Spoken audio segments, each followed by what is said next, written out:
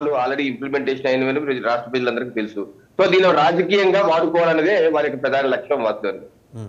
Right. బాలగారు ఎలా మన ఎంపీలు వ్యవహరించుకోవాలి? మన ఎంపీలు అంటే అందరూ ఉంటారండి, అందులో వైఎస్ఆర్సీపీ ఎంపీలు కూడా ఉంటారు. వాళ్ళ సంఖ్య తక్కువే కావచ్చు కాక, అంటే లోక్సభలో రాజ్యసభలో బాగానే ఉన్నారు వాళ్ళు. ఎలా వ్యవహరించుకోవాలి? ఎందుకంటే బీజేపీ ఎంతసేపు దీన్ని డౌన్ ప్లే చేయాలనే చూస్తుంది.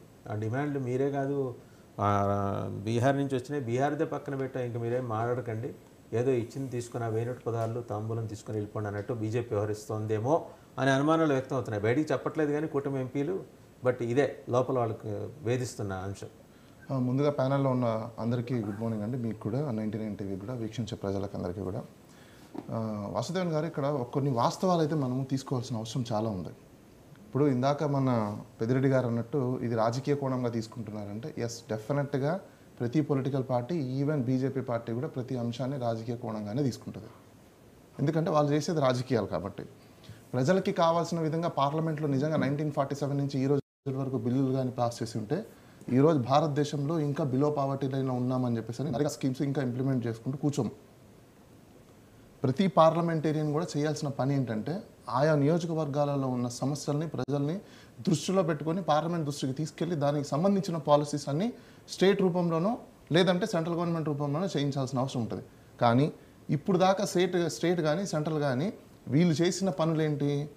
ఏ క్యాపిటలిస్ట్కో, ఏ ఇన్వెస్టర్స్కో, ఏ బడా కార్పొరేట్ కంపెనీలకో, లేకపోతే వాళ్ళ యొక్క బిజినెస్లకో, లేకపోతే వాళ్ళకి కావాల్సిన పాలసీస్కి డిజైన్ చేసుకుంటూ కూర్చునే తప్ప. నేను ఎందుకు ఈ మాట అంటున్నానంటే, లాంగ్ బ్యాక్ నేను ఎంబీఏ చేసేటప్పుడు అప్పుడు చిదంబరం గారు ఉన్నారు, కాంగ్రెస్ గవర్నమెంట్. ఇంటర్న్షిప్గా కొంతమందిని యూనివర్సిటీస్లో నుంచి ఉన్న స్టూడెంట్స్ని పిక్ చేసుకుంటారు, ఫైనాన్స్ మినిస్ట్రీలో కానీ లేకపోతే వేరే మినిస్ట్రీస్లో కానీ వాళ్ళు స్కాలర్స్గా పనిచేయడానికి. నేను అక్కడ పనిచేసినప్పుడు నేను స్వతహాగా నేను చూసిన అంశాలు, స్టేట్స్ నుంచి మినిస్టర్స్ వస్తారు, సీఎంలు వస్తారు, రిప్రజెంటేటివ్స్ వస్తారు, రకరకాల వ్యక్తులు వస్తారు, వాళ్ళతో మీట్ అవుతారు. డిస్కషన్ ఏముంటుందంటే వీళ్ళు తెరకు క్యా మేరకు క్యా, ఇది ఏ గవర్నమెంట్ అయినా, whether it is Congress, whether is BJP, whether is కూటమి, వాట్ ఎవర్, ఎవరైనా కావచ్చు. రియాలిటీ ఏంటంటే పబ్లిక్కి తెలిసినా ఎందుకు వీళ్ళు మారలేకపోతున్నారు అంటే క్యాస్ట్, కమ్యూనిటీ, రిలీజియస్, రీజన్ బేసిస్లో ఇంకా ఈ రోజు వరకు కూడా ఆంధ్రప్రదేశ్లో కానీ తెలుగు రాష్ట్రాల్లో కానీ భారతదేశంలో కానీ జనాలు కొట్టుకుంటూనే ఉన్నారు. కాబట్టి ఐడియాలజికల్ ప్రాబ్లంలోనే ఇంతవరకు ఇండియా ఉండిపోయింది. అందుకోసమే ఇప్పుడు దాకా కూడా ఎక్కడే కానీ మనం కొంచెం కూడా ముందుకు వెళ్ళలేకపోతున్నాం. చాలా మంది అనొచ్చు మనం ఎక్కడికో వెళ్ళిపోయాము, చాలా ముందుకు అక్కడికే వస్తున్నారు.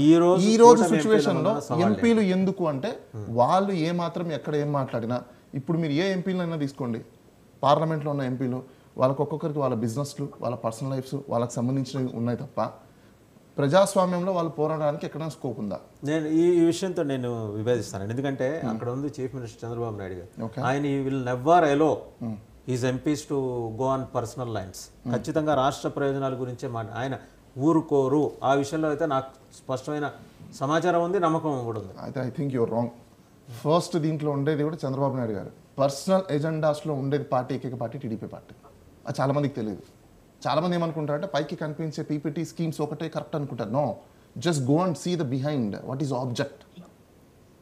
బిహైండ్ ఆబ్జెక్ట్ ఎవరు చెప్పరు, పైకి చెప్పేది వేరు, వెనకాల చేసేది వేరు. సో దీంట్లో ఫస్ట్ ఏదైనా పార్టీ ఉందంటే దట్స్ అ టీడీపీ పార్టీ. గతంలో 2014 నుంచి 2019 వరకు ఉంది. 2019 తర్వాత అపోజిషన్లో ఉంది. దాని తర్వాత ఇప్పుడు పవర్లోకి వచ్చింది. పోలవరం ప్రాజెక్టు కానీ, ప్రత్యేక హోదా కానీ, లేకపోతే ఉమ్మడిగా ఉన్న మన హైదరాబాద్ 10 years క్యాపిటల్ కానీ, ఇవన్నీ వాళ్ళకి తెలియదా? ఇట్ ఈస్ జస్ట్ ఎగ్జిక్యూటివ్ మాట్లాడతారు. ఇప్పుడు వచ్చి 40 రోజులైంది. నేను అదే అంటున్నాను మీకు. అక్కడ పార్లమెంట్లో అడిగిన తర్వాత తూతూ మంత్రం లాగా ఎవరో లేచామమ్మా, మాట్లాడామమ్మా, స్పీచ్ ఇచ్చామమ్మా, రికార్డింగ్ ఊరుకోడు సార్. ఆయన మీకు అదే చెప్తుంది. ఇంతకుముందు ఏమన్నా అటు చిన్న ఈసారి ఆయన ఊరుకోడు. లైవ్ లో 99 టీవీ తరఫున నేనే చెప్తున్నా, 5 years వెయిట్ చేయండి. అయినా కూడా ఇది పాసిబిలిటీ వాళ్ళు చెయ్యరు. ఎందుకు చెయ్యరు అంటే ఒకవేళ స్పెషల్ స్టేటస్ వస్తే ఎవరికి బెనిఫిట్? ఎవరికి స్టేట్కి బెనిఫిట్? అది స్టేట్కి బెనిఫిట్ వస్తే నాకేం వచ్చింది? పొలిటీషియన్స్ అంతా దేనికున్నారు అనుకుంటున్నారు? మీరు స్టేట్ బెనిఫిట్, ఒకసారి మిమ్మల్ని మీరు రివ్యూ చేసుకోవాలి. స్టేట్ బెనిఫిట్ కోసం ఉన్న పొలిటీషియన్స్ ఇప్పట్లో లేరు. జస్ట్ నామ్ కే వాసి సే దే ఆర్ పొలిటీషియన్స్. తెలుగుదేశం ఏమంటారో చూద్దాం. జగడం సత్యనారాయణ గారు మీ నాయకుడైతే స్ట్రగుల్ అవుతున్నారు. అందరు ఎంపీలకి కూడా డైరెక్షన్స్ ఇచ్చారు. ఒక్కొక్కరికి ఒక్కొక్క డిపార్ట్మెంట్ అలొకేట్ చేసి unit to go to particular department, లేకపోతే కేంద్రంలో